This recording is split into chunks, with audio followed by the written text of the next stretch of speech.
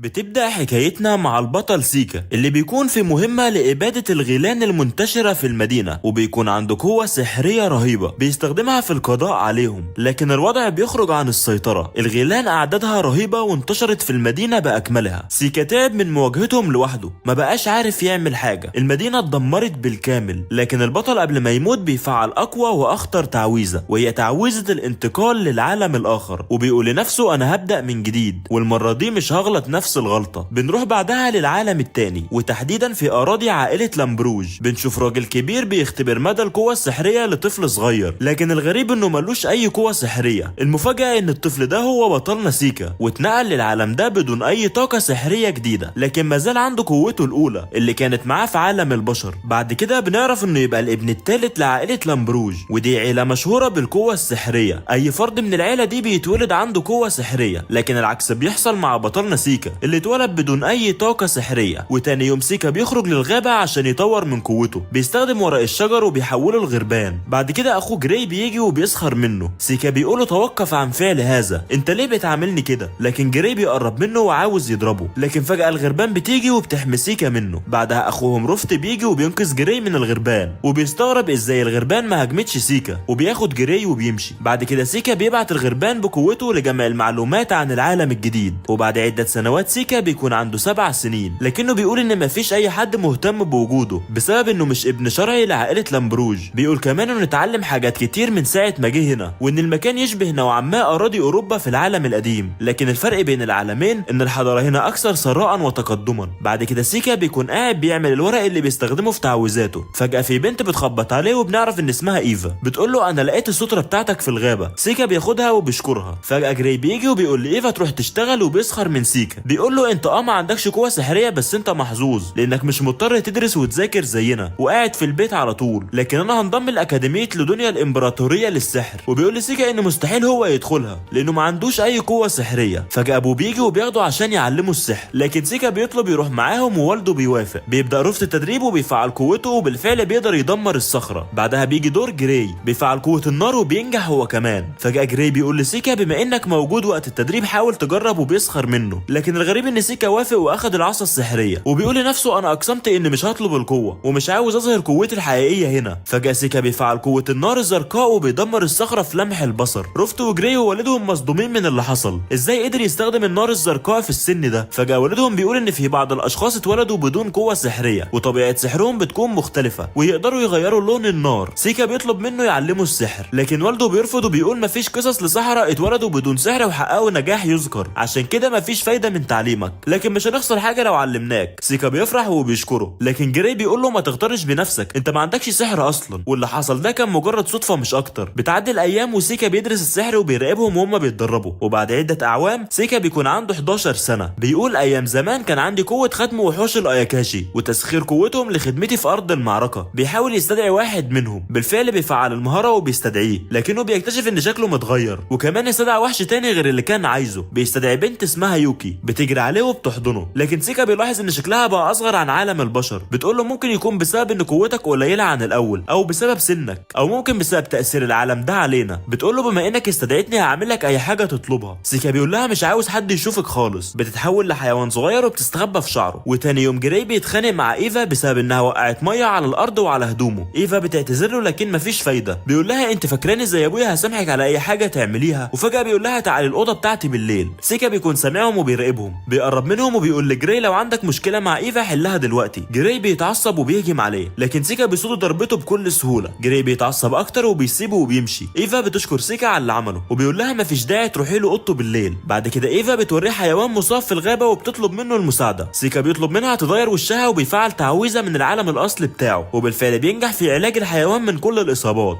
ايفا بتقول له انت مميز رغم انهم بيقولوا انك ما عندكش قوه سحريه. فجاه سيكا بيقول لها انت كمان مميزه عشان بتقدري تشوفي حاجات احنا مش شايفينها. ايفا بتستغرب من كلامه وبتقول له مش عارفه انت بتتكلم عن ايه. بيقول لها بلاش تنكري، انا عارف ان عندك قوه معينه. فجاه الصمت بيخيم على المكان، وبعدها ايفا فعلا بتعترف ان عندها قدره رؤيه الارواح، وبتقول له انت اكدت لي فعلا انك مميز لانك قدرت تكشف سري. بتبدا تتكلم عن قوتها وانها بتقدر تشوف الارواح، وبسببهم قدرت تلاقي الستره بتاعته في الغابه، لان الارواح دي بتتجمع حوالين السحر. لكن الغريب انها ما بتقربش منك ابدا، بل على العكس بحيث انهم بيتجنبوك اساسا. سيكا بيقول لها هل تقدر تخلي الارواح دي تنفذ كلامك كلامك؟ بتقول له قدرت فعلا اعمل الحركه دي مره واحده، وهي ان صرخت فيهم وقلت لهم يختفوا، وبالفعل اختفوا بعدها. فجأة سيكا بيقول لنفسه انه لقى الشخص المناسب اللي كان بيدور عليه من زمان. بيقول ان ايفا عندها قوه رهيبه وهيستخدمها في ابطال مفعول الهجمات. فجأة سيكا بيستدعي كرة من النار وبيقول لايفا تطلب منها تختفي. بتحاول ايفا لكنها بتفشل، بعدها بتصرخ وبالفعل النار بتختفي. سيكا بيقول انها هتبقى رفيقته في العالم ده خلال رحلته، وبيدربها كل يوم على استخدام قوتها عشان تطورها اكتر وتكون فعاله على الهجمات القويه. بتعدي سنه وبيوصل لسن 12 سنه، وكالعاده مفيش اي حد مهتم من عيلته. بعد كده جراي وروفت بيجوا بيقولوا لسيكا انهم هيساعدوه في التدريب على السحر. فجاه الخدم بيجوا بيقولوا لهم ان في وحش عملاق ظهر قريب من المدينه. بيتصدموا كلهم من الخبر، بيقولوا ان والدهم كان هناك وابعده بسحر النار، لكنه توجه ناحيه الغابه وفي طريقه للوصول لهنا. جراي وروفت مش مصدقين اللي بيحصل. سيكا بيقول لهم الوحش وصل خلاص. بالفعل الوحش بيكون وصل للقصر عن طريق الغابه. جراي بيتصدم وبيهرب. روفت بيطلب من الكل يهربوا، لكن سيكا ما بيسمعش كلامه وبيجري ناحيه الوحش. بيشوف ايفا واحده من الخدم قدام الوحش مباشره، وخلاص الوحش هيقتلهم، لكن سيكا بينقذهم في اخر لحظه. الوحش بيبدا يطارد سيكا وبيكون على وشك انه يبلعه، والكل مصدوم من المنظر الرهيب. خلاص فقدوا الامل في نجاه سيكا من الوحش، لكن على العكس المتوقع سيكا بيفعل تعويذه سحريه وبيقضي على الوحش بضربه واحده. كل الموجودين مش مستوعبين اللي حصل، بيقولوا ازاي قدر يهزمه بضربه واحده. محدش مستوعب قوه سيكا الرهيبه، خصوصا ان ما عندوش اي قوه سحريه. بعد كده بيحيوه على اللي عمله وبيشكروه على انقاذه للمدينه من خطر الوحش العملاق. واخيرا والده بيحتفل معاه وبينبهر من قوته، وبيقول له مستوى الوحش ده عالي جدا،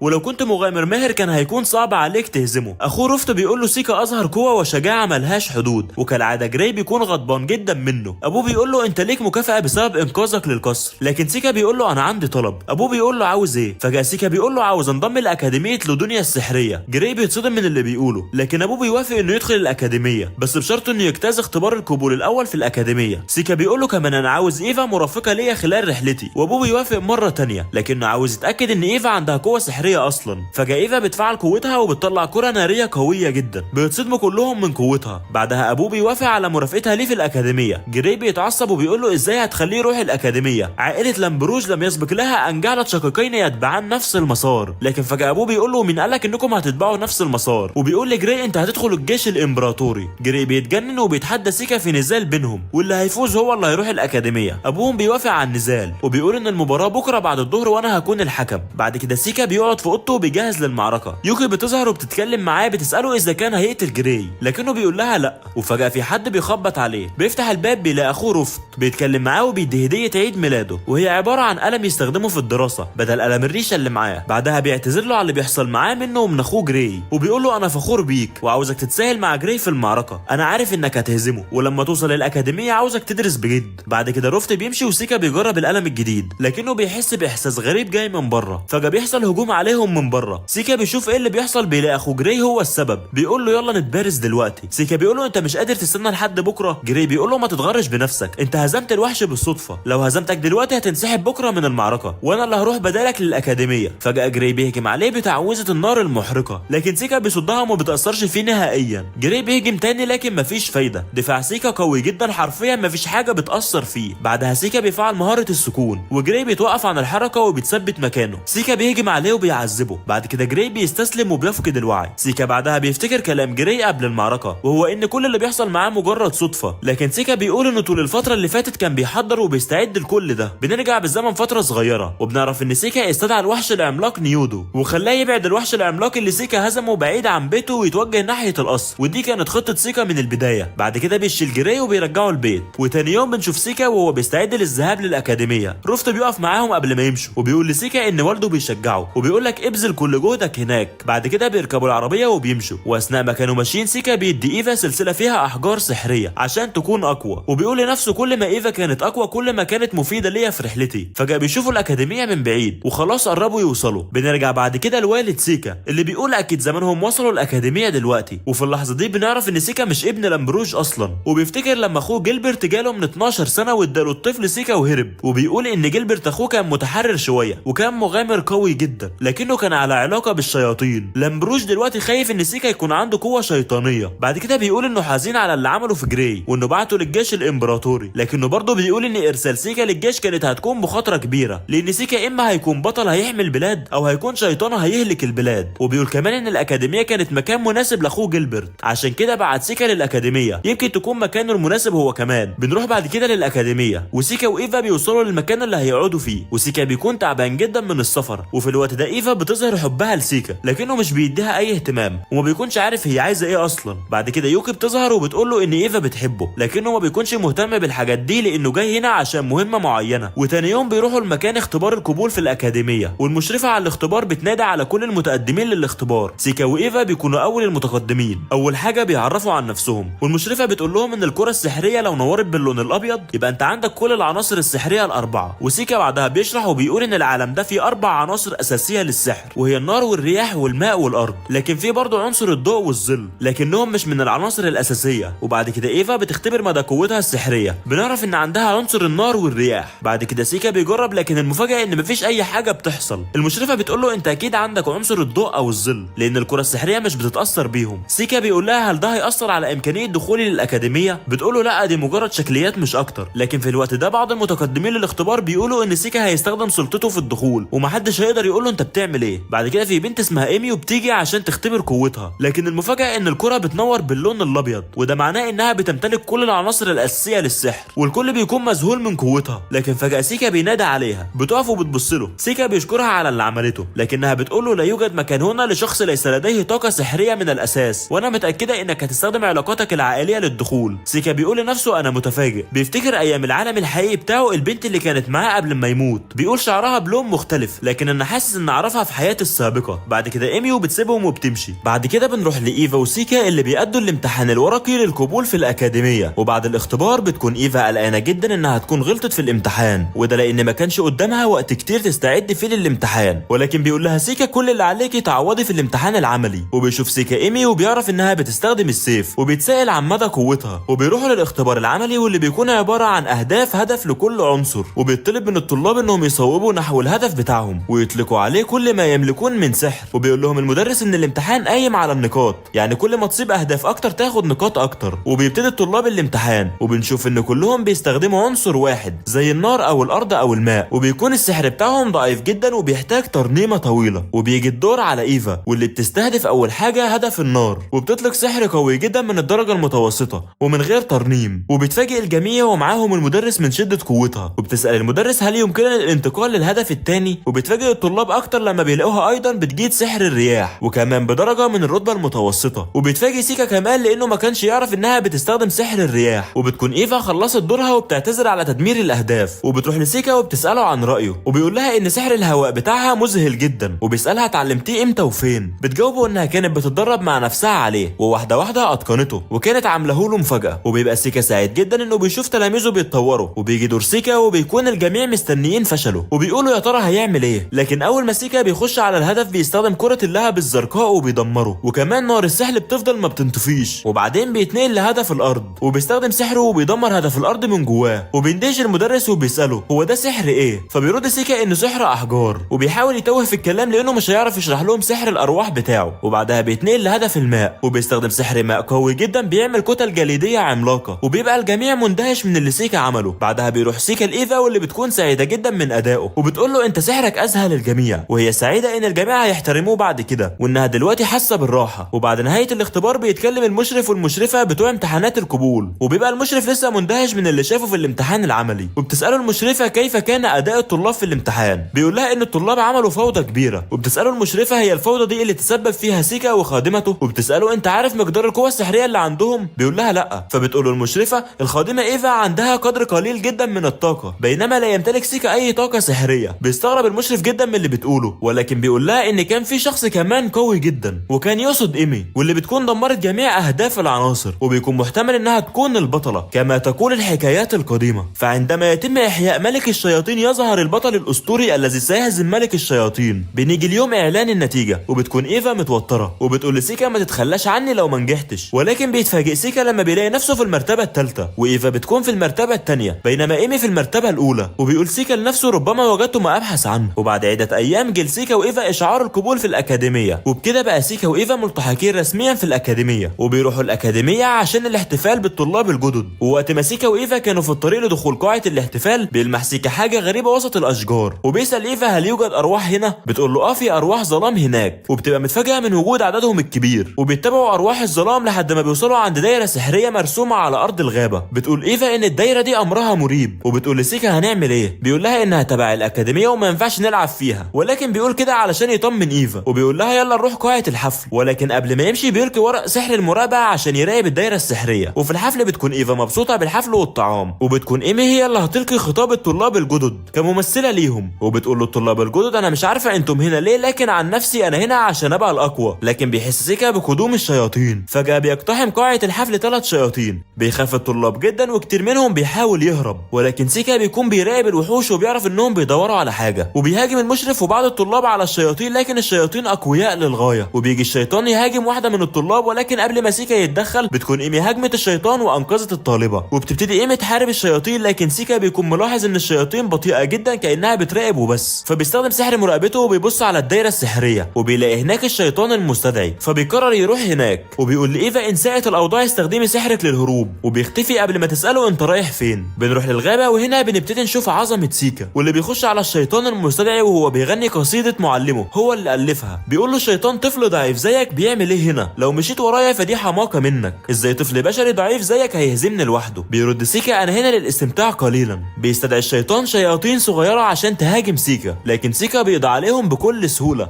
وبيسيب واحد منهم وبيشل حركته، وبينقله بسحره لسجن بعدي. بيتفاجئ الشيطان المستدعي من قوه سيكا، وبيقول له خلاص انا هحاربك بنفسي. بيقول له انا جاليوس شيطان المعدن. بيحاول سيكا يهاجمه بهجوم عادي، لكن جاليوس بيمنعه بسهوله. وبيكون جاليوس شايف اوراق الارواح بتاعه سيكا، فبيهاجمه سيكا تاني، لكن جاليوس بيستخدم سيوفه كدرع. فبيهاجم سيكا تاني من فوقه، لكن جاليوس بيمنع الهجوم برضه. وبيقول جاليوس لسيكا هو ده كل اللي عندك؟ بيهاجم جاليوس بهجوم السيف، لكنه بيكون بطيء. بيتفادى سيكا السيف بسهوله، ولكن سيكا بيستغرب من ضعف الهجوم. لكن فجاه بيلاقي السيف لف ورجع بسرعه، وبيتفادى سيكا بالكاد. وبيقول له جاليوس انا شيطان، فبعرف استخدم سحر الانتقال الاني الاسود. بيستخدم جاليوس هجوم النار، لكن سيكا بيتفاداه. ولكن سيكا طاير بيجي جاليوس من وراه وبيقطع ايده. وبيقول سيكا لجاليوس هو انت هنا بتدور على ايه؟ بيرد جاليوس عليه تقديرا لقوه الانتقال الاني الغريبه اللي بيملكها سيكا. بيقول له انا هنا ببحث عن البطل. وبيقول له سيكا انت بتصدق القصص الخياليه؟ بيضحك الشيطان وبيقول له القصص دي حقيقيه، وانتم البشر نسيتوا المعركه الاسطوريه اللي كانت بين ملك الشياطين والبطل في سالف العصور، وعشان وقت كتير عدى فانتم البشر حولتوا المعركه لخرافات. وبيقول ان النبوءه ظهرت من 12 سنه، والنهارده لقى البطل اخيرا فتاه ذات شعر احمر تمتلك قوه غير بشريه، وبيكون قصده على ايمي. وبيهاجم جاليوس سيكا بعاصفه السيوف، وبيهاجم بقوه لحد ما بيصيب سيكا وبيقطعه نصين. بيقول له الشيطان لما اعتقد اني ساخوض معركه رائعه كهذه مع طفل بشري. بيقول دلوقتي هتعامل مع ايمي، وبيتجه ناحيه قاعه الحفل. لكن قبل ما يمشي من المكان بيتصدم من الصوت اللي جاي من ظهره، صوت سيكا بيغني قصيده. بيلتفت جاليوس وراه، وكانت المفاجاه بيشوف سيكا سليم وطاير في السماء. بيقول له سيكا ها ايه رايك في القصيده بتاعتي؟ للاسف انا قتلت معلمي. وده قبل ما جاليوس يقول رايه في القصيده. وبيقول جاليوس انت ازاي لسه عايش؟ بيقول له سيكا انا استخدمت تعويذه بتشيل اي ضرر بتعرض له. بيتعصب جاليوس وبيهاجم بكل قوته، لكن سيكا بيقول له يا لك من ضعيف، انت فاكر نفسك قوي؟ القوي هو من يستطيع التحكم في قوته. بيرد جاليوس ضعيف زيك يعرف ايه عن القوه؟ وبيهاجم سيكا. بيتفادى سيكا الهجوم وبيقفز في السماء، وبينزل بهجوم ماء اسطوري على جاليوس. لكن جاليوس بيستخدم الانتقال الاني لتفادي الهجوم، وبيستدعي سيكا وحش الصاعقه اللي بيهاجم جاليوس. ولكن فجاه جاليوس بيختفي، وبيجي ورا سيكا وبيطعنه بايده، وبيقول له الان قضيت عليك. فبيضحك سيكا وبيقول له الان امسكت بك. وبيستخدم سحر مضاد للمعدن، واللي بيضعف جاليوس جدا. وبيقول له جاليوس انا لسه قادر اقضي عليك، وانت اكيد دلوقتي استنزفت طاقتك، واوراق الارواح اللي معاك اكيد خلصت. لكن سيكا بيقول له قصدك دول، وبيوري له الاف الاوراق اللي معاه. بينصدم جاليوس من اللي شايفه، وبيقول له سيكا انا هاكلك لاحد اتباع الضعفاء. وبيستدعي سيكا تنين عظيم اسمه ميزوتشي. بيترعب جاليوس من اللي شايفه، ازاي قدر يستدعي تنين؟ ده حتى ملك الشياطين ما يقدرش يستدعيه. بيندفع التنين نحوه وبياكله في ثانيه واحده، ولكن التنين بيخرج عن السيطره، لان سيكا ما زال جسده الصغير يعيق قوته السحريه الكامله. وبيأمر التنين انه يرجع، لحد ما التنين بيرجع تاني داخل ختمه. وبيرجع سيكا لقاعه الاحتفال، وبيلاقي ايمي هزمت الشياطين. وبيكون سيكا مبسوط ان ايمي هي اللي هتكون العيون عليها، لان اللي قضى عليه في حياته السابقه ان هو اللي كان ظاهر انه الاقوى. فالناس تأمروا عليه عشان يسحقوه، وانه لازم يكون رفيق لايمي عشان يرشدها، وانه حتى لو اضطر انه يقتل ملك الشياطين بنفسه ولكن سيجعل ايمي اقوى. بيمر شهر على دخول سيكا وايفا للاكاديميه، وبنعرف خطه سيكا في حياته الجديده، وهي تكوين صداقات مع من هم اقوى وبيستفيد منهم باقصى صوره ممكنه. وبيصف خطته انها ممتازه، والخطه دي هتضمن انه ما يحصلوش زي ما حصل له في حياته السابقه. ولكنه كل ما بيحاول يتكلم مع ايمي بتقول له ما تتكلمش معايا وبتعامله معامله وحشه، ولكن المشكله اصلا سيكا مش عارف ازاي يكون صداقات. وبينما سيكا وايفا ماشيين بيظهر فيهم برميل بيتدلق بيكون في ماده خضراء، لكن سيكا بياخد ايفا وبيتفادى الماده دي. وبيجي المشرف بتاع الامتحان واللي شغال معلم في الاكاديميه واسمه كورديل، وبيعتذر لهم عن اللي حصل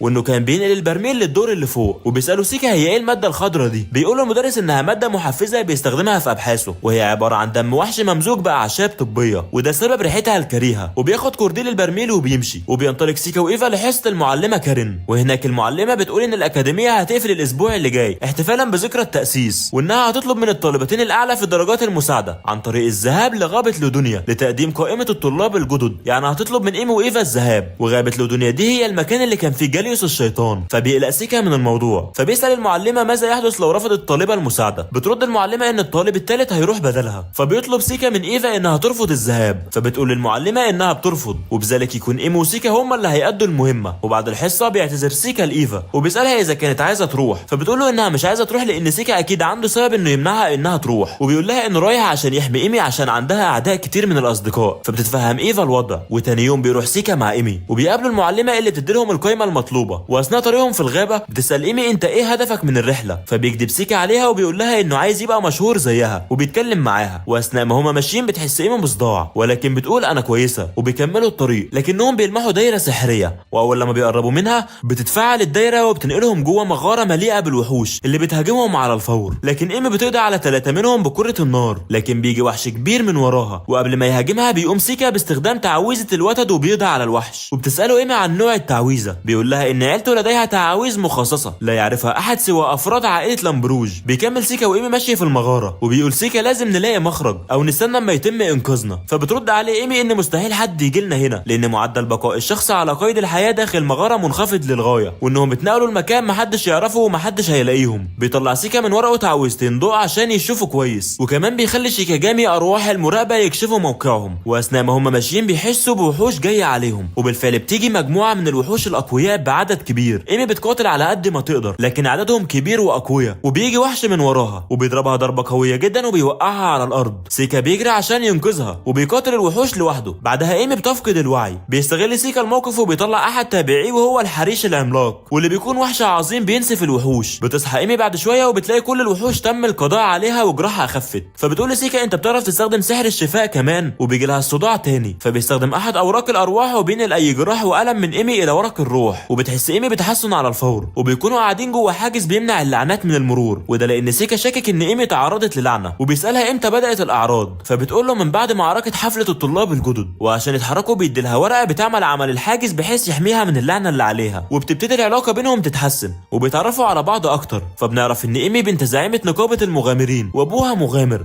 وان من شده حبها للقتال الناس حسوها مجنونه وخافوا منها. وبيقول لها سيكا انه ابن غير شرعي، ولذلك لم تتم معاملته على انه من العائله، وكانت ايفا هي الصديقه الوحيده ليه. ولكن بيقول سيكا لنفسه انه في الحقيقه لا يريد ان يتعلق باحد، وانه ما بيديش الثقه كامله لاي حد عشان ما يحصلش فيه زي حياته السابقه. وبيسالها سيكا هي بتحب حاجه غير القتال، فبتقول له لا، وان القتال هو حياتها. ولكن بتقول له انها مسروره انهم اتكلموا، وبتشكره على انقاذها. وبيتحركوا هما الاثنين في المغاره وبيقتلوا الوحوش لحد ما بيوصلوا لغرفه الزعيم، وبتكون ايمي متردده في الدخول، لكن سيكا بيشجعها وبيدخلوا هما الاثنين. لكن الزعيم قوي جدا وبيطلق سم من بقه. بيطلق سيكا المسمار المتفجر في فم الزعيم، وبيطلب من ايمي استخدام كره اللهب عليه. فبتطلق ايمي كره النار وبتفجر المسمار، وفعلا بيقدروا يهزموه. وبتبقى ايمي مبسوطه جدا لانها اول مره تقضي على زعيم. وبيلاقوا في غنائم في المغاره سيف وخاتم، فبتاخد ايمي السيف وبياخد سيكا الخاتم معاه. وبعد كده بيلاقوا المخرج وبيخرجوا من المغاره وبيروحوا للمعلمه، وبيحكوا لها كل حاجه باستثناء تعاويذ سيكا ولعنه ايمي. وبيقول سيكا ان المعلمين لم يكن لديهم اي معرفه عن وجود مغاره اسفل الغابه، ومحدش عارف مين اللي عمل الدوائر السحريه ما عدا سيكا، واللي بيكون اكتشف مين اللي ورا كل الحاجات دي. بنشوف سيكا وهو بيخبط على مكان تواجد المعلم كورديل، بيقول له انا جيت لك علشان ارجع لك الحاجه اللي خدتها منك. وبيساله عن طقوسه، وبيقول له لعلمك ايمي لسه كويسه ولعنتك ما عملتلهاش حاجه، وانت اللي دخلت جاليوس الاكاديميه وخليته يعمل الدايره السحريه، وانت اللي كنت حاطط لنا فخ المغاره. بيقول المعلم هو انت اللي قضيت على جاليوس؟ بيقول له سيكا ايوه انا، ويلا ورينا هيئتك الشيطانيه. لكن كورديل بيكون مجرد عميل بشري تابع للشياطين. وبيجهز كورديل تعويذه، بيقول لسيكا للاسف انت هتموت هنا دلوقتي. وقبل ما يهاجمه بيقول له سيكا انت لعنتك مش مأثره على ايمي، وانما لعنتك مأثره على ورق الارواح. وبيوريه ورقه الروح الملطخه بالماده الخضراء اللي خدها لما الماده كانت هتقع عليهم. وبيقول له سيكا انت خليت لعنتك تستهدف اي حد بيتلطخ بدم الشياطين، وعشان كده ايمي تعرضت للعنه بعد ما حاربت الشياطين يوم الاحتفال. وبيستدعي سيكا شيطان وبيدمره مع ورق الارواح وبيلطخ نفسه بالدم، وبكده سيكا بيلعن نفسه وبيستخدم قوته كطارد للعنات في انه ينقل اللعنه من عليه الكورديل. اللعنه بتدمر كورديل وبتموته على الفور، وبيسيبوا سيكا وبيمشي وبيقابل ايفا وبيديها الخاتم اللي خده من المغاره كتعويض ليها، وبتجيلهم ايمي وبيكون الثلاثي كونوا صداقه وبيبتدوا مغامرتهم مع بعض. وبعد مرور سنه بيكون سيكا وايفا وايمي في حفل السنه الجديده، وبيقول لنا سيكا ان العام اللي فات ما هاجمناش اي شياطين ولا اي حدث غير طبيعي، بالرغم انه نشر ورق المراقبه في كل حته في الاكاديميه، ولكن مفيش اي علامات تهديد ظهرت. وبيجي لهم نائب مدير الاكاديميه وبيطلب من ايفا وسيكا انهم يروحوا غرفه المديره، وبيكون سيكا مش مرتاح للموضوع ده وبيقول انه بينتابوا شعور سيء حول الموضوع. بيروح سيكا وايفا لغرفه المديره وبيتفاجئ سيكا اما بيلاقي ان المديره قزمه نصف بشريه بتقول له انا عايزك تشارك في البطوله العامه لفنون القتال واللي هتكون في العاصمه الامبراطوريه، وبتقول له انت هتشارك مع الطالبه المستجده اللي اسمها مابل. وبتخش مابل الغرفه وبتعرفهم بنفسها، وبتقول المديره ان الاكاديميه ليها مكانين في البطوله، مكان لمابل ومكان لسيكا او ايفا. فبيقرر سيكا انه هيروح هو عشان ما يبقاش في خطوره على ايفا. وبيتقابل ايفا وسيكا وايمي، وبتقول ايمي ازاي ما يطلبوش مني الذهاب، وبتسأله هو انت هتروح يا سيكا؟ فبيقول لها لان في حاجة عايز اعرف تفاصيل عنها. وبنعرف انه شاكك في حاجة في مابل، وبنعرف ان قبل كده الاكاديمية ما كانتش بتشارك في البطولة لان البطولة ما كانش فيها استخدام سحر، ولكن القواعد اتغيرت وعشان كده دي هتبقى اول سنة تشارك فيها الاكاديمية في البطولة. وبتسألهم ايما هم ليه ما اختاروش الطلاب الاكبر سنا، فبيقول لها سيكا عشان هما مشغولين بابحاث خاصة. وبتقول ايمي ان كان نفسها تشارك عشان تكسب الجائزة المالية الكبيرة المقدمة للفائز بالبطولة. وبتقول له ايمي خلي بالك لان في مقاتلين مجانين هيحاولوا يقتلوا الخصم بتاعهم على طول وبدون تفكير. بيقول سيكا لنفسه انا كده لازم اكون واحد من المجانين اللي بيخلصوا القتال اول لما يبتدي ولكن بدون قتل. وبيتمشى الثلاثي في حديقه الاكاديميه، وبتكون ايمي بتسالهم مين مابل ديت وليه تم اختيارها اصلا. بتقول انها اكيد نبيله من النبلاء واكيد هم عايزينها تشارك في البطوله عشان تبقى في سيرتها الذاتيه، وانها اكيد ضعيفه جدا، ولكن مابل بتكون قريبه فبتسمعها. وبتقول مابل ان ايمي هي الشخص الضعيف هنا، وبتقول لايمي ان السبب اللي خلى المديره ما تختارهاش انها ضعيفه. فبتضحك ايمي من كلامها وبتطلب مبارزتها. بتجيب سيفين تدريب وبتكون ايفا عايزه توقف القتال، ولكن سيكا بيقول لها ما تخافيش هما مش ناويين يأذوا بعض. بيقول لنفسه ان دي فرصه حلوه يعرف فيها قوه مابل. بالفعل بيبدا القتال بينهم وبتهجم ايمي بكل قوتها، لكن مابل بتشحن سيفها بقوه سحر الظلام وبتصد سيف ايمي، وده بيكون غش للقواعد. وبتكمل ايمي مهاجمه ولكن مابل بتصد كل الهجمات بالسيف بتاعها، وبعدين بتهاجم مابل وبتكسر سيف ايمي وبتكون كده انتصرت. وبتقول مابل استمري في جعلهم يفسدونك، وقبل ما تمشي بتقول لها ما كانش المفروض اننا نستخدم سحر في المبارزه دي وانت كده غشيتي. بتقول مابل هو انت فاكره انك كده هتاخدي فرصه تانية؟ ده سبب ضعفك. وبتبص لسيكا وبتقول له انت كمان لو ما اخدتش الموضوع بجديه انسحب من البطوله احسن لك، لان البطوله دي محدش هيخرج منها غير وهو متضرر. فبيقول لها فكر في الموضوع، وبيبقى بياخدها على قد عقلها. وبعدها بتمشي مابل. بيروح سيكا وايفا يطمنوا على ايمي، ولكنها بتقوم وبتقول انا عارفه انا هعمل ايه. وبنروح تاني يوم وبيكون سيكا ومابل راكبين العربيه المتجهه للعاصمه مكان البطوله، وبيكون معاهم في العربة ايفا وايمي. وهي دي خطة ايمي انها تشوف مابل وهي بتقاتل لانها بتكره الهزيمة جدا، ولكنها ما بتقولش كده وانما بتقول انها رايحة عشان تتفرج على العاصمة الملكية. وبيكون سيكا بيعاني من دوار العربة وبتسخر منه مابل. بتقول مابل جميع من في الاكاديمية اطفال متفائلون، فبيقول لها سيكا ما ده علشان احنا لسه اطفال، ولكن ما بيجادلش معاها كتير. وبيقول لها قد تكونين محقة. بيوصلوا اخيرا للعاصمة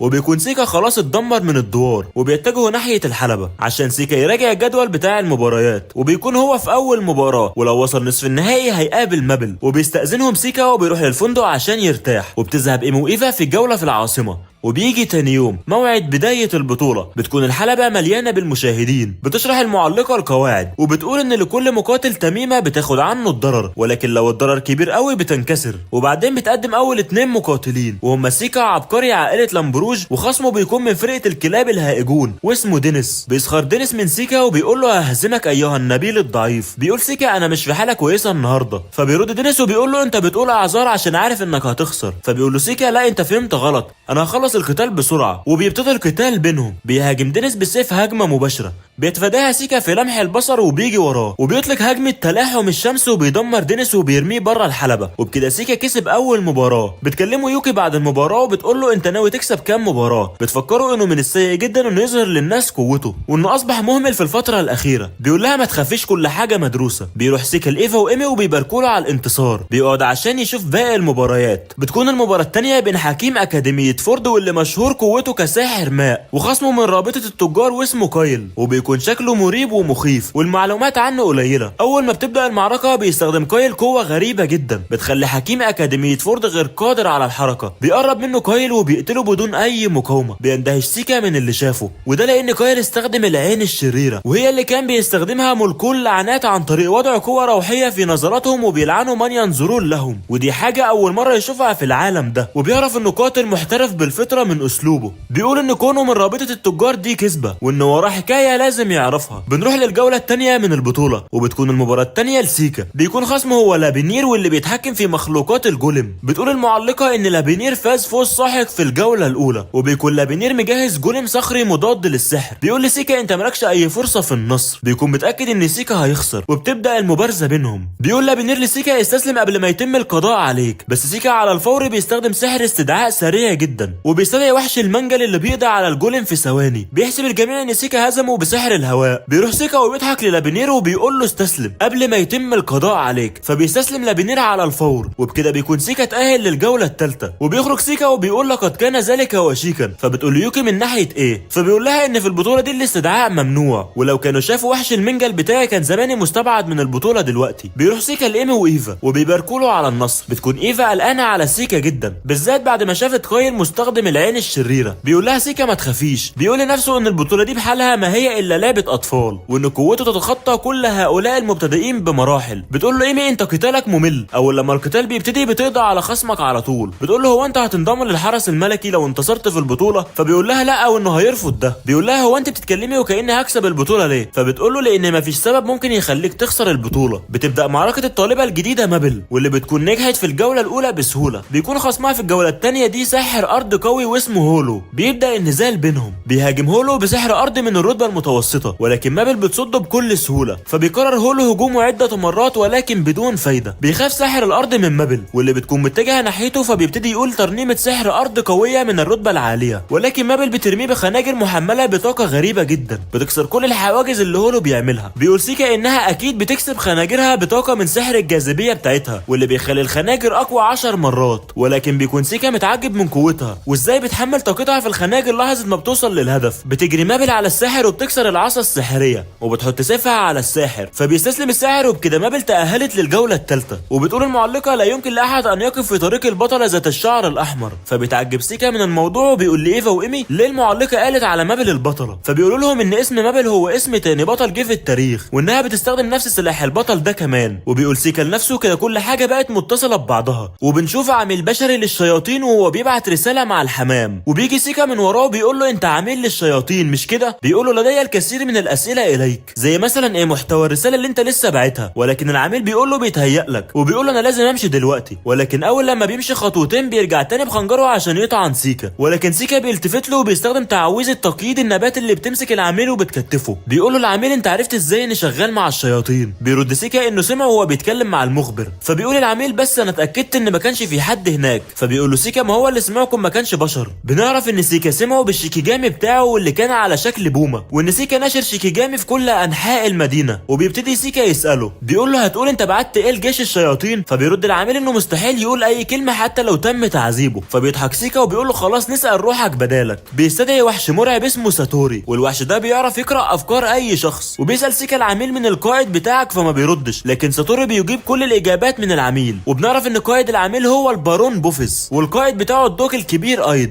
وبيعرف سيكا كمان منه مكان منطقه الشياطين واللي بتكون في الشمال الشرقي بالقرب من حدود الامبراطوريه. وبيسالوا سيكا ايه اسم البطل اللي انت بتراقبها. بيعرف ان الشياطين مفكرين ان مابل هي البطله وكل المخبرين بيقولوا ان مابل هي البطله فعلا. بيشكروا سيكا على المعلومات وبيقول لساتوري يتخلص منه وبيقول له يمكنك العوده الان. فبيرجع ساتوري لختمه وبيجيب الحمامه اللي كان العميل باعت معاها الرساله لكن بيلاقي رساله مكتوبه بلغه غريبه. ولكن على الاقل بيكون سيكا عرف هدف الاكاديميه وهي انهم يخلوا البطله الزائفه مابل تنتصر ويجذبوا الانتباه ناحيتها لان الاكاديميه محتاجه تبعد الشياطين عن ايمي لانها البطله الحقيقيه ومحدش تاني يعرف، لان سيكا بالفعل كان قتل كورديل وشيطان المعدن وهم بس اللي يعرفوا ان ايمي هي البطله. وبنروح لتاني يوم وبيكون كايل انتصر في مباراته التانيه بسهوله، وايضا انتصر فارس اسمه ريناس في المباراه الاولى والتانيه، وانسحب خصمه في الجوله الثالثه. والمميز فيه انه بيستخدم سحر الاربع عناصر وده نادر جدا. وبيقابل ريناس سيكا وبيقول له انه بيتطلع لمواجهته في النهائي، وبيدخل سيكا عشان مباراته الثالثه ضد مستحضر الارواح، ولكن سيكا كالعاده بيهزمه في اول 10 ثواني من بدء المباراه. ومابل كمان انتصرت في المباراه الثالثه ليها، وبكده بقى سيكا ومابل هيواجهوا بعض في نصف النهائي. وبتقابل مابل سيكا وبتقول له انه ينسحب من المباراه اللي جايه، فبيقول لها لا، وانها لو عايزه توصل للنهائي عليها هزيمته بعدل وانصاف. بتقول له انت قوي يا سيكا، وعشان كده ممكن ما اقدرش اكبح نفسي واذيك اثناء البطوله. بيقول لها سيكا انت مش هتقدري تهزميني اصلا. في الوقت ده بيكون كايل ايضا كسب مباراته الثالثه وبيقابل ريناس في نصف النهائي، وبتمشي مابل وهي بتقول لسيكا عليك الانسحاب. وبتكون مباراه نص النهائي بين ريناس وكايل هتعقد في نفس اليوم، وبيطلع سيكا يقعد مع ايفا وايمي عشان يتفرج على المباراه. وبتبدا المباراه وبيلقي ريناس على نفسه تعويذات حمايه ضد الاعين الشريره، ولكن كايل مش بيهمه وبيتجه نحو ريناس، وبيفضل ريناس يهاجم بسحره، ولكن مفيش حاجه مأثره على كايل. بيقرب منه لكن كايل بيمسكه وبيرفع كايل سيفه عشان يقتله، ولكن صفرة النهايه بتنطلق معلنه ان كايل هو الفايز، وبكده كايل في النهائي. وفي الليل بيكون سيكا نايم،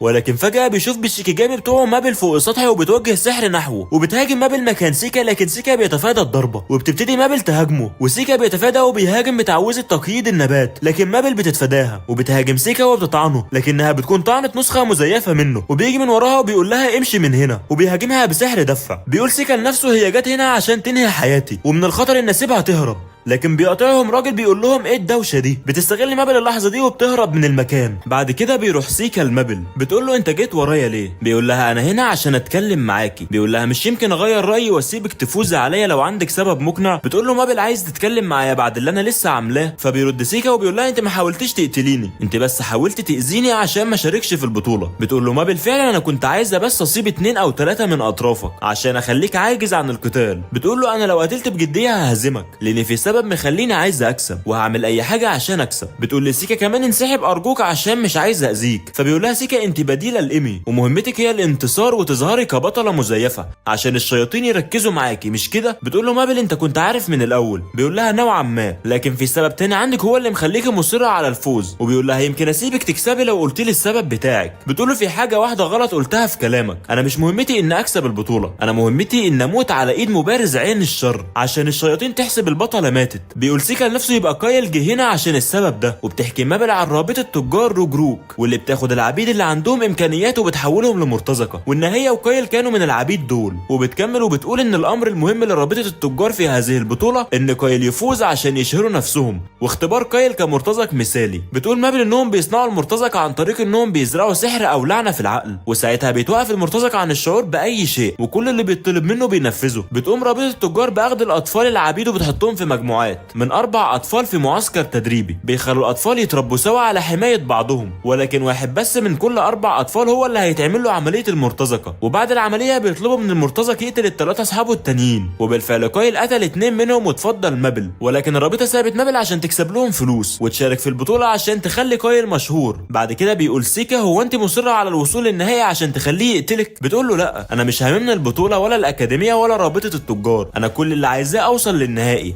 عشان اقتل كايل واحرره من اللعنه اللي عليه، لان كايل يبقى اخويا. وشعرها ده مجرد صبغه عشان تقلد البطله. بتقول ان كايل قال لها قبل العمليه الجراحيه انه لو تم السيطره عليه تماما وما بقاش مدرك هو بيعمل ايه عايزها تحرره من معاناته باي طريقه. وبتقول كده كده سواء انتصرت او اتهزمت فرابطه التجار هتقتلني. بيقول لها سيكا انا غيرت رايي، انا هوصل النهائي انا وهزم كايل، وان مفيش مغزى من انها تموت. بتقول مابل انت تعرف عني ايه اصلا، وان الاوان قد فات وانها كده كده هتموت. بيقول لها سيكا ارجعي للاكاديميه، فبتقول له مش هيسمحوا لي بكده. بيقول لها سيكا ما تخافيش وانا هحميكي. بتقول له هتعمل كل ده ازاي؟ بيقول لها عشان انا الاقوى. بعدها بتقول له انها هتحاربه باقوى ما لديها في قتال الغد. بنروح للقتال بين سيكا ومابل. بتكون مابل ماسكه سلاحها المعتاد مش السيف او الخنجر اللي كان معاها في المباريات اللي فاتت. بتقول له مابل انا خلاص انتهيت من التظاهر ان البطله. بيقول سيكا كده اخيرا هشوف قوتك الحقيقيه، وبعد كده بيبدأ القتال بينهم. بتتحرك مابل بسرعة وبتيجي جنب سيكا وبتهاجمه، لكن سيكا بيتفادى الهجمة وبتكمل هجوم، لكن سيكا بيتنقل آنيا بالشيكيجامي. بيلاحظ سيكا انها سريعة جدا على الرغم من ان الفاس بتاعتها عملاقة. بيستخدم سيكا الاندفاع الداخلي، لكن بتتفاداها مابل وبترمي سيكا بخناجر الجاذبية. فسيكا بيعمل درع سحري وبيصد الهجوم وبيستخدم تعويذة تقييد النبات، لكن مابل بتحرر نفسها وبتيجي تهاجم سيكا، لكن فجأة وهي بتجري بتلاقي الفاس بتاعتها بقت تقيلة ومش قادرة تشيلها، وده لان سيكا استخدم ورقة شيكيجامي على سلاحها وخلاها اتقل 1000 مرة من المعتاد. وبعدين بيستخدم تقييد زئبق النبات، واللي بتكون تعويذة تقييد اقوى من التعويذة العادية. فبيمسك مابل وما بتقدرش تتحرك، وبيروح لها سيكا وبيرفع سلاحها اللي ما كانتش عارفة تحركه وهي مذهولة، وبيحط الفاس عليها وبيكسب النزال. بيقول لها سيكا ما تخافيش وسيبي لي امر قايل. وبكده سيكا وصل للنهائي،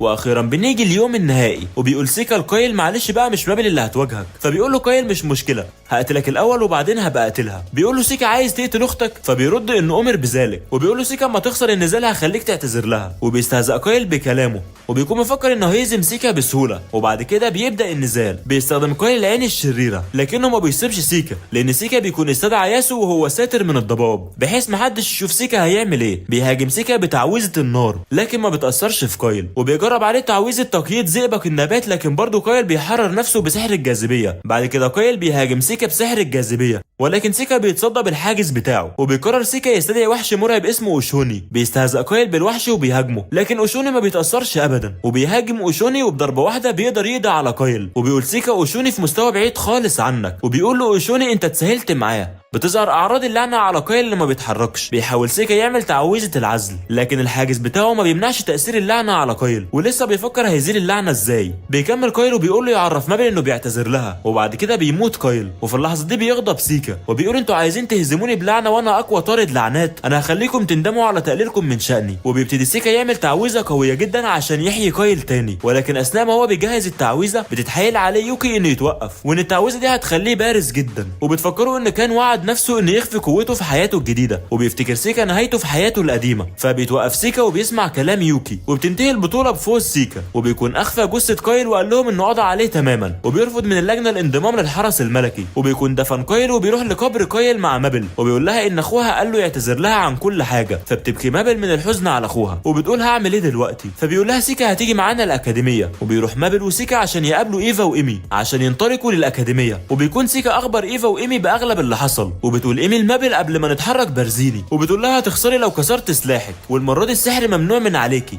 انما انا عادي استخدمه. وبيبدا القتال بينهم. بتهاجم ايمي وهي شاحنه سيفها بسحر الجاذبيه، وبتكسر سيف مابل وبتقول لها كده تعادلنا. بتقول مابل انت عايزه توصلي لايه؟ فبتقول ايمي انا سعيده انك معانا يا مابل، وان هلاقي حد اتدرب معاه. وفي الاكاديميه بيروح سيكا للمديره وبيقول لها انا انقذت بطلتك المزيفه، انت راضيه دلوقتي؟ بتتفاجئ المديره وبتقول له انت فهمت الموضوع. وبيقول لها رابطه التجار اكيد باعولك مابل ومش من حقهم يطالبوا بعودتها دلوقتي. وبيقول لها انت بعتيني هناك ليه معاها؟ فبتقول المديره انا شعرت بالسوء على مابل، وان بالرغم من موهبتها الا انه باين عليها انها مر بجميع انواع اليأس، وعشان كده بعتت الورقه الرابحه بتاعتها اللي هي هتبقى سيكا. وبيقول لها انت ما فكرتش خالص ان كان ممكن اخسر قدام قايل او حتى مابل؟ بتقول له انا عشت حياه طويله واعرف احدد قوه الشخص اللي قدامي. وبتكمل ان سلامه مابل مضمونه في الاكاديميه. بيروح سيكا لايفي وايمي ومابل، وبتكون رجعت لون شعرها الاصلي. بيكون سيكا بيدرس لمابل عشان تعدي الاختبار الورقي للقبول في الاكاديميه. وبيكون الاربعه قد كونوا صداقات، ويا ترى ايه المغامرات اللي هيقوم بيها الاربعه؟ بتمر فتره وبيجي موعد العطله الصيفيه. بيقعد سيكا وايفا وايمي ومابل وبيتكلموا هيعملوا ايه في الاجازه الصيفيه. بيكون سيكا هيروح مملكه استيريا يحقق في موضوع التنين اللي هناك، وده لان احد المسؤولين عن الامن في المملكه طلب من والد سيكا يحقق في امر التنين، لكن والد سيكا مش فاضي، فسيكا هيروح بداله. وبيطلب سيكا من ايفا الذهاب معاه، وده لان مابل وراها دراسه وايمي اهلها في انتظارها. وبيدخل المدرسه شخص نبيل والخادمه بتاعته، وبيروح لسيكا وبنعرف انه امير مملكه استيريا واسمه سيسيليو. وبيعرف نفسه على سيكا وبيقول للامير ما كانش ليه لزوم انك تيجي، انا كنت هاجيلك بنفسي. بيقول الامير انه كان عايز يشوف اكاديميه السحر قبل ما يقابل سيكا، وبيروحوا غرفه عشان يتكلموا في تفاصيل المهمه. فبيقول الامير ان التنين عاش بسلام في استيريا مع السكان هناك لاكتر من قرن، وان التنين ساعد السكان قبل كده ضد احد الجيوش الغازيه، ولكن من العام الماضي والتنين بيتصرف بشكل غريب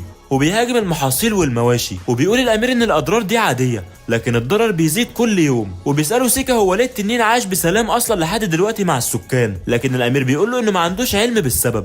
ولكن الاساطير بتقول ان التنين ده خرج من بيضه تحت رعايه المملكه، يعني البيضه فازت تحت ايدي بشريه، لكنه بيقول انه مش متاكد من صحه الاسطوره دي. وبيمشي سيكا وبتقابله مابل وايمي وبيحكي لهم على كل حاجه. وتاني يوم بيكون سيكا وايفا في العربيه اللي رايحه لمملكه استيريا. بيكون سيكا كالعاده تعبان وعنده دوار بسبب العربه، وبيتكلم مع ايفا عن المهمه. وبعد 9 ايام بيكون سيكا وايفا وصلوا لعاصمه استيريا، وبتعجب ايفا بالمكان والطبيعه الخلابه. وبيقول لهم الامير ان من اول ما التنين بدا الهجوم والجميع خايف واعمال التجاره قلت جدا. وبيعدي التنين من فوقيهم، وبيكون تنين كبير جدا لدرجه ان الناس سموه التنين الاكبر. ولكن فجاه بيتجه التنين بسرعه ناحيتهم، ولكن احد المستدعين بيستدعي النمر الحمم اللي بيبعد التنين عن المكان. بس النمر فجاه بيبص لايفا وبيهجم عليها. ايفا بتترعب وما بتعملش حاجه، لكن سيكا على الفور بيستخدم تعويذه القلعه الشفافه. ولكن طاقه نمر الحمم بتسيح الجليد، فبيتجه سيكا ناحيته بسرعه وبيكون هيدمره. ولكن بيوقفوا المستدعي قبل ما سيكا يهاجمه. وبيكون المستدعي اسمه زكت، وهو رئيس فرقه المرتزقه اللي المملكه وظفتهم عشان يقتلوا التنين. وبيجي له الامير وبيوبخه لانه كان هيأذي سيكا وايفا. بيقول له زكت ان التنين مزاجه سيء الايام اللي فاتت وبقى بيهاجم الناس. وبيسالوا سيكا انت ليه وظفت مرتزقه؟ بيتفاجئ اما بيعرف انهم هنا عشان يقتلوا التنين، وده لان التنين هو رمز المملكه. وبيحذروا من العواقب وان التنين حتى ممكن يهرب من المكان ويهاجم بلدان تانية. الكلام بيستفز زكت وبيقول خليك انت بره الموضوع ايها الطفل. فبيقول له سيكا انا سعيد انك لحقت الوحش بتاعك لان كنت هحول له رماد فورا. بيقول له ما تستدعيش وحوشك الضعيفه دي قدامي تاني. فبيغضب زكت، لكن الامير بيفضل الاشتباك بينهم وبيأمر زكت بالذهاب داخل العاصمه. بيقول لسيكا انه يخلي باله لانه مش كويس انه يستفز المرتزقه. فبيقول له سيكا انا ما قدرتش امسك نفسي لانه كان هيأذي ايفا. وبعدها بيروح لايفا اللي بتشكره على انقاذها، لكن سيكا بيشتمها وبيقول لها انا مش دايما هبقى موجود عشان احميكي، وليه ما استخدمتيش السحر؟ بتقول له انا اتفاجئت. ولكن سيكا بيقول لها انت عايزه تموتي عشان اتفاجئتي. بيقول لها هتعملي ايه لو اتحطيتي في موقف زي ده وانا مش موجود؟ بعد كده بتعتذر له ايفا وبيجي الامير وبيحاول يهديه، لكن سيكا بيقول له خليك بره الموضوع. بيقول لايفا تستخدم سحرها بعد كده لحمايه نفسها، ولو مش تقدر تحمي نفسها تهرب من المكان وتطلب المساعده، لكن ما تستسلمش بالطريقه دي تاني. بياخد ايفا ويكملوا بالعربه لداخل العاصمه. وبيكون سيكا متضايق انه وبخها، ولكن ما باليد حيله وانها لازم تتعلم. وده لان التنين بتاع سيكا في الماضي كان التهم اخو سيكا ومش عايز حاجه زي دي تحصل لايفا. في اليوم التاني بيروح سيكا وايفا للمكتبه عشان يراجعوا الوثائق اللي بتتكلم عن التنين. وبيقول سيكا ان حاجه زي دي حصلت من 150 سنه لما المملكه فقست بيضه التنين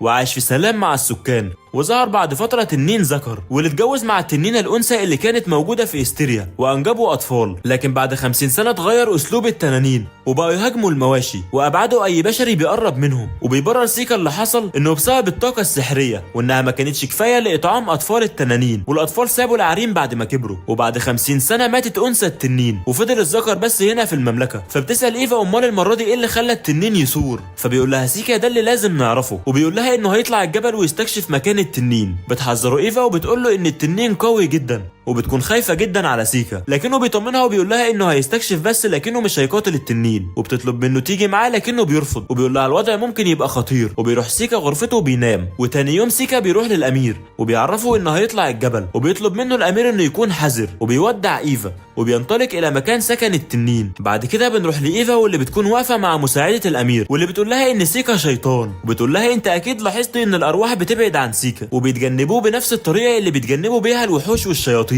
بترد ايفا وبتقول يمكن سيكا غريب شويه لكنه بشري. تسالها المساعده ايه اللي خلاكي متاكده ان سيكا بشري؟ فبتقول ايفا انها تعرفه من زمان وابوه هو سيد عائله لامبروج. فبتقول لها المساعده ان امه ممكن تكون شيطانه. فبتتوتر ايفا لكنها بتقول انها مؤمنه ان سيكا بشري. فبتقول لها المساعده اعتقادك لوحده مش كفايه ولازم تبعدي عن سيكا لانه خطير جدا. وبتطلب منها تيجي في جوله لقصر الامير. وفي الوقت ده بيكون سيكا وصل لعش التنين، ولكن التنين اول لما بيشوفه بينفس عليه النار، لكن سيكا بيعمل حاجز سحري بيمتص الهجوم. وبعد كده بيطير التنين ناحيته لكن سيكا بيتنقل وراه وبيستدعي وحش صغير اسمه كوناكي واللي بيرهق التنين وبيستخدم عليه سيكا شبكه الحجر وبيمسك بيها التنين. وبيتجه سيكا ناحيه العش وبيلاقي ان في بيضه في العش، وده لان التنين للتكيف مع ظروف البيئه وضع بيضه. وبيحرك سيكا البيضه وبيضعها في الوضع الصحيح. وبيعرف سيكا ان قصه فأس البيضه اللي حصلت من قرون منطقيه. وبنروح لايفا واللي بتكون مع مساعده الامير واللي بتوريها القصر بتاع الامير. وبتعرف ايفا ان الامير عايز يكسب مجد لنفسه بالقضاء على التنين عشان يكون جديد جدير بوراثة الحكم. وبنرجع لسيكا واللي بيكون صاحب التنين خلاص، وبيكون التنين سايبه يعتني بالبيضة، وسيكا حاطط شعلات نارية حوالين البيضة عشان يوفر الجو المناسب ليها. وبنرجع لإيفا وبتاخدها المساعدة لمكان تواجد الأمير، واللي بيكون معاه ناس مهمين، وواحد منهم بيقيم سعر إيفا، وبيكون ده تقييم رسمي، وبيكون معاه موظف حكومي واللي بيجهز أوراق تحرير العبيد، وبيكون ناوي يحرر إيفا عشان تبقى من مساعدين الأمير. ولكن إيفا بتقول لهم أنا مش عايز أتحرر،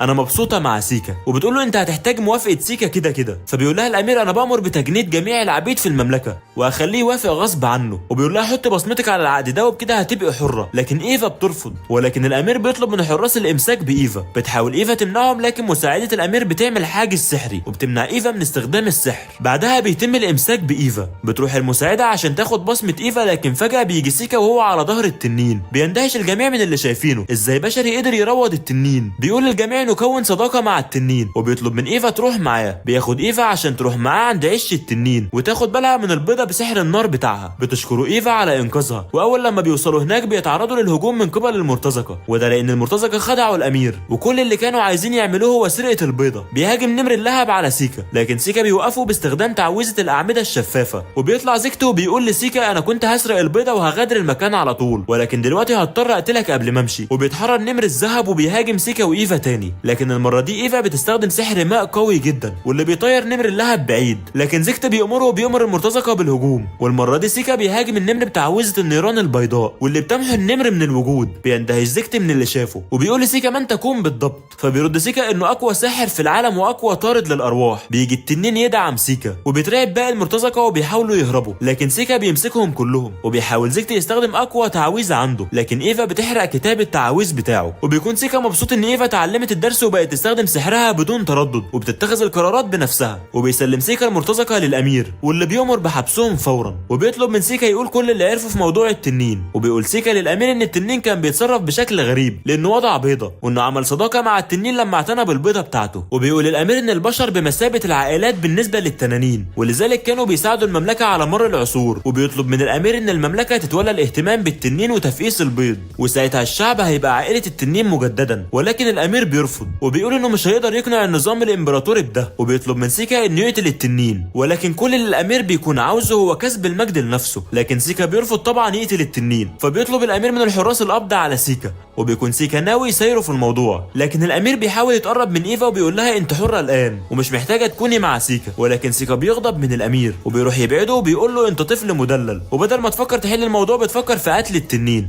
وبتيجي مساعدة الامير وبتوقفهم هما الاتنين، وبتشكر سيكا على حل موضوع التنين. وبتكون كده مهمة سيكا خلصت. وقبل ما يمشوا بتقابل المساعدة ايفا وبتديها مجموعة من ارواح النور النادرة كاعتذار ليها، وبتعرفها ان كونها بتعرف تستخدم سحر الارواح ده معناه انها من نسل الالف. وبيركب سيكا وايفا العربة عشان يتحركوا. بنروح لمكان تاني واللي بيكون فيه مجموعة من افراد جيش الشياطين واللي بيكونوا بيقاتلوا بعض الوحوش، وبنعرف انهم اقوياء جدا قوتهم ليس لها حدود. وبنعرف ان عندهم مهمة واحدة وهي القضاء على البطل. بعد كده بنروح لسيكا في الأكاديمية وبيطلب من مابل وإيمي إنهم يجوا معاه قصر عائلة لامبروج عشان في شخص عايز يقابلهم. وبتوصل المجموعة للقصر وبيستقبلهم أخو سيكا رفت ووالد إيفا. وكالعادة سيكا بيكون تعبان وعنده دوار بسبب التنقل. وفجأة بيجي أخوه جراي واللي بيكون مستمتع بحياته في الجيش الملكي. بيقول لسيكا إنه ممتن ليه عشان خلاه يروح الجيش الملكي، ولكن بيقول له إنه منسيش هزيمته ليه. بيقول له قاتلني دلوقتي، ولكن إيمي بتتدخل وبتقول له واجهني أنا. فبيقول له سيكا واجه إيمي ولو كسبتها هواجهك. وفعلا جراي بيوافق وبيكون واثق في نفسه لدرجة انه بيواجه ايمي بسيف خشبي وهي بسيفها الحقيقي. وبيبدأ القتال بينهم وبتهاجم ايمي، ولكن جراي بيصد كل هجماتها. وفي لحظة ما بيخدعها جراي وبيسقط سيفها وبيكسب هو القتال. وبيقول لسيكا دلوقتي جه دورك. سيكا بيقول له حسنا، ولكن بتيجي فتاة وبتكون أميرة المملكة واسمها فيونا، وجراي بيكون المراقب بتاعها. بتقول لجراي انا متحمسة ان اشوف قتالك مع سيكا بالرغم انك مش هتكسبه. وبنعرف ان الأميرة عندها قدرة التنبؤ بالمستقبل. وبيسمع جراي كلامها وبينسحب من قتال سيكا. وبيندهش سيكا ان جراي سمع كلامها، وده لان سيكا ما يعرفش قوة الأميرة. بيروحوا بعد كده كلهم لغرفة داخل القصر عشان الأميرة تتكلم معاهم، وبتعرفهم الأميرة بنفسها وبيعرفوها بنفسهم. وبتطلب منهم الأميرة انهم يرافقوها في رحلتها للعاصمة. وفي صباح اليوم التالي بيذهب سيكا وإيمي وجراي مع الأميرة إلى العاصمة، وبتكون الأميرة مبسوطة بكل حاجة في العاصمة. وبيخلص اليوم بيرجعوا للقصر، وفي الصباح التالي بتقابل إيمي سيكا وبيسألها هي رايحة فين. بتقول له انها رايحة تتدرب على المبارزة مع جراي. بتقول له ان الاميره عايزه تقابله، فبيروح لها سيكا وهناك بتقول له عن قوتها وبتحكي له كمان عن طفولتها، ولكن سيكا ما بيندهش لانه كان استنتج بالفعل قوتها دي. وبنروح لنخبه الشياطين واللي بيكونوا قضوا على مجموعه كبيره من قطاع الطرق في طريقهم للاكاديميه، وبنتعرف عن الشياطين دي، واول واحد هو مدير في الغول الاحمر الاقوى، ولوني افضل مروض وحوش، وبرسيلاريا صاحبه عين الشر، والشيطان الغول جانيس، واخيرا زورمن اللي بالاضافه لقوته العاليه الا ان عنده القدره على رؤيه وتقييم قوه الاخرين. وبنرجع للقصر وبيكون موعد رحيل جراي والاميره، وبيكون سيكا والمجموعه هيمشوا معاهم، بيكون رفت بيودعهم كلهم وبينطلق الجميع، وبتكون الاميره بتتنقل في اعداد كبيره عشان الامان، واثناء الطريق فجاه بتتعرض القوافل للهجوم من قبل قطاع الطرق، فبيسيب سيكا جراي مع الاميره وبيخرج بره القافله عشان يقاتل قطاع الطرق، وبيهاجم قطاع الطرق بالاسهم، لكن سيكا بيعمل سحابه بتمنع هجماتهم من الوصول ليه. بيتفاجئ قائد قطاع الطرق وبيقول الجميع يركزوا هجومهم على سيكا، ولكن على مين؟ سيكا بيمنع كل هجماتهم بسهوله شديده، وبيخرج جراي وباقي الجنود وبيهاجموا قطاع الطرق، وبتطلب الاميره من سيكا يمسك قطاع الطرق احياء، فبيستخدم سيكا تعويذه تقييد النبات وبيمسكهم كلهم. بتشكروا الاميره على المساعده وبياخدوا قطاع الطرق يسلموهم، وبتوصل الاميره لوجهتها وبتودع سيكا والمجموعه وبتشكرهم كلهم على الوقت اللي قضيته معاهم. بنروح بعد كده لنخبه الشياطين واللي بيكون وصلوا بالفعل بالقرب من الاكاديميه، وفي الاكاديميه بتطلب مديره الاكاديميه من سيكا انه يكون ممثل هيئه الطلاب في حفل الطلاب الجدد، وبيقبل سيكا طلبها وبيمشي سيكا من عندها. بتساله يوكي اذا كان من الصحيح انه يقبل حاجه زي دي، بيقول لها ده امر طبيعي وما تقلقش عليه. بيقول لها كمان انه هيبتدي يتعامل بشكل طبيعي اكتر ومش هيخاف من اي حد. في الوقت ده بيوصل الشياطين للاكاديميه واللي بيكونوا ناويين يقتلوا جميع الطلاب ويستدرجوا البطل ويقضوا عليه. بيخشوا الاكاديميه في مجموعات عشان يستدرجوا الطلاب من كل الاكاديميه لمنتصف الاكاديميه، ولكن اول لما بيخشوا الاكاديميه بتكون المفاجاه، ضباب في كل حته بيلمح جانيس طالبين وبيهاجمهم على الفور، لكنه بيلاقيهم مختفوا وظهر مكانهم ورقه شيكيجامي. بعد كده بنروح للوني وبرسيلاريا واللي بيلمحوا حد بيتحرك، فبيطلق لونه وحوشه عليه، ولكن بيرجعوا وايضا بيكون مفيش حد ومجرد ورقه شيكيجامي. بنروح بعد كده للغول الاحمر موديريف واللي بيتعرض للهجوم من قبل مابل، واللي بتكون فاكراه مغتال من رابطه التجار جاي عشان يقتلها، وبتبتدي القتال معاه، لكن الشيطان قوي جدا عليها ومفيش حاجه بتاثر فيه، وده لان عنده مقاومه كبيره جدا للعناصر. وبيتحرك موديريف عشان يخلص عليها، ولكن على الفور بتختفي، وده لان سيكا انقذها. وبيتجمع الشياطين وبيعرفوا ان كلهم لقوا ورق الشيكيجامي، وبيقول لهم زورمن ان الموضوع مريب ولازم يتراجعوا، ولكن قبل ما يهربوا من المكان بيسمعوا صوت مرعب من وراهم، صوت البطل سيكا واللي بيكون بيغني لهم قصيده الموت، وبيستخدم عليه زورمن عين التقييم وبيترعب على الفور. بيقول له موديريف انت باين عليك قوي للغايه، وبيتحدى سيكا للقتال، ولكن على الفور سيكا بيطير رقبته وسط دهشه ورعب باقي الشياطين. بعد كده بتنطلق برسيلاريا على سيكا وبتستخدم العين الشريره الاقوى عليه، لكن سيكا بيضحك وبيقول لها جربي تحاربي ده، وبيستدعي الثعبان الابيض واللي قوتها تكمن في نظره الشر بتاعته، وبيقضي على برسيليا في لمح البصر، وبيغضب لوني وبيستدعي الثعبان بتاعه، لكن الثعبان الابيض بيدمره، وبيحاول لوني استخدام قوته كمروض على الثعبان الابيض، ولكن بدون فايده. الثعبان الابيض بياكله في لمح البصر، وبيقف زورمن مشلول في مكانه من اللي شايفه. بيقول له جانيس انه هيحاول يلهي سيكا عقبال ما زورمن يهرب، لكن زورمن بيقول له لازم تهرب انت وتعرف باقي الفريق. وهنا بيكشف زورمن لجانيس اللي شافه بعين التقييم، سيكا هو ملك الشياطين الاعظم. بيندهش جانيس من اللي سمعه، بيستخدم زورمن اقوى تعويذه عنده علشان يحاول يوفر وقت لجانيس علشان يهرب، لكن سيكا بيوقف الهجمه وبيضع على زورمن، وبيكون جانيس هرب من المكان بسحر الانتقال الاني، ولكن فجاه بيلاقي جسمه اتشق نصين. بيكون سيكا كده قضى عليهم كلهم. بتجيله مابل وبتساله عن موديريف وهي ما تعرفش حاجه عن بقيه الشياطين. بيقول لها سيكا ان موديريف مش مغتال وانما جه هنا عشان البطل، وبيقول لها انه تولى الامر بالفعل. وفي حفل الطلاب الجدد بيقتحم الحفل فرسان الديراك واللي بيكونوا جايين بامر ان الماركيز جيرفل عشان يقبض على البطله اللي قتلها مبعوث الشياطين. بتقول لهم ايمي انا ما عملتش حاجه، لكن قائد الحراس بيؤمر الجنود بالقبض عليها عشان ياخدوها العاصمه. بتحاول ايفا ومابل يتدخلوا لكن سيكا بيمنعهم، بيقول لايمي انت بريئه واكيد هيطلقوا سراحك سريعا، وبيمشي الجنود ومعاهم ايمي. بيروح سيكا عند مديره الاكاديميه واللي بتقول له ان ايمي متهمه بقتل مبعوث الشياطين، وبتاكد له ان الشياطين دخلوا الاكاديميه بالفعل لكنها مش عارفه مين اللي اتعامل معاهم. بيقول لها سيكا تقريبا الامبراطوريه بتدور على حجه لقتل البطل، وانه عايز يعرف ليه الامبراطوريه عايزه تخلص من البطل. فبتقول المديره ان دي امور سياسيه معقده، وبتقول له كمان انها بتضغط على البلاط الملكي عشان يطلقوا سراح ايمي. بتقول له كل اللي عليك الانتظار، وبتحذره انه يعمل حاجه متهوره، وبيستهزأ سيكا بكلامها. بيقول لها يا ترى ضغطك على البلاط الملكي هينقذ ايمي قبل ما يتم قتلها؟ بيسأل المديره هو انت متاكده انك هتقدري تنقذيها؟ وبيعتذر لها سيكا سيكا عن وقاحته وبيمشي بعد كده وبيسيبها، وبيطلع لايفا ومابل وبيقول لهم انهم يتركوا الموضوع للمديره وهي هتتولى الامر، وبيسيبهم وبيمشي. وفي الغابه بيستدعي سيكا تنين وميزوتشي واللي بيكون خارج عن السيطره، لكن المره دي سيكا بيفرض سيطرته عليه وبيتحكم فيه كليا، وبتحذر يوكي سيكا من عواقب اللي بيعمله، لكن سيكا بيكون في قمه غضبه وما بيسمعش كلامها. بيركب تنينه وبيتحرك ناحيه القصر المسجونه فيه ايمي. بيوصل سيكا عند القصر وهناك بيطلق مئات اوراق الشيكيجامي واللي بيوروا له كل حاجه في القصر، وبيعرف ايمي محبوسه فين بالظبط. وبينزل سيكا ومباشره بيطلق الجند الانذار. بيجي الجنود من كل حته بيحاوطوا سيكا، بيطلقوا عليه السهام، لكن سيكا بيستخدم العاصفه وبيمنع كل هجماتهم. بيهاجمهم سيكا بحجر كبير جدا واللي بيدمرهم كلهم. بيخش جوه ساحه القصر وبيلاقي هناك جنود اكتر واكتر، بيقول لهم افسحوا الطريق والا هقتلكم، لكنهم بيهاجموا سيكا. سيكا بيتفادى سهامهم وبيستخدم عليهم النيران البيضاء وبيقضي على كتير منهم. بيستدعي وحش المنجل الدموي واللي في ثواني بيمحي الجنود، وبيستمر سيكا في قتل الجنود لحد اخر واحد منهم. وبينزل بعد كده عند ايمي وبيحررها، ولكن ايمي بتقول له ما كانش ينفع تيجي انت كده، هتسبب لنفسك ولعائلتك مشاكل، وانه اكيد هيطلقوا سراحها قريب. لكن سيكا بيقول لها ده مستحيل لانك البطله وعمرهم ما هيسيبوكي لانهم خايفين من قوتك. وبيلمح سيكا شخص بيقرب منهم فبيرمي عليه تعويذه لكنه بيصدها، والشخص ده بيكون جري اخوه، ومن وراه بتيجي الاميره فيونا. بيقول لها سيكا انت هتشرحي لي ايه اللي بيحصل بالظبط ولا هتبعتي مجموعه من الجنود الضعفاء لقتالي؟ فبتقول له الجنود اللي معايا دول بيراقبوا بس. بيسالها سيكا ايه اللي جابها هنا، فبتقول له انا جايه عشان اجاوب عن الاسئله. فبيقول لها ايه سبب رغبه الامبراطور في القضاء على البطله؟ فبتقول له ان البطله وحدها عندها القدره على بدء حرب جديده بمجرد تواجدها، مع ان الان محدش عايز حرب لا البشر ولا الشياطين، وعشان كده الشياطين كانت بتهاجم البطله عشان ينهوا وجودها ومفيش حرب ضدهم تحصل. بتقول له انها عارفه ان ايمي ضعيفه وعمرها ما هتوصل لقوه البطله السابقه. فبيسالها سيكا عن السبب، فبتقول له ان وجودك يا سيكا هو السبب، لان البطل مستواه بيتطور لما بيتغلب على محن صعبه جدا، وانت عمرك ما هتسيبها تواجه اعداء اقوياء. وبتطلب فيونا منه انه يسيب ايمي ويهرب من المكان، وهي هتستخدم كل سلطتها في ضمان سلامه ايمي، لكن سيكا بيرفض رفض تام. فبتطلب الاميره من جري انه يخلي الحراس يمشوا. بتودي سيكا وايمي للعربه عشان يسيبوا المكان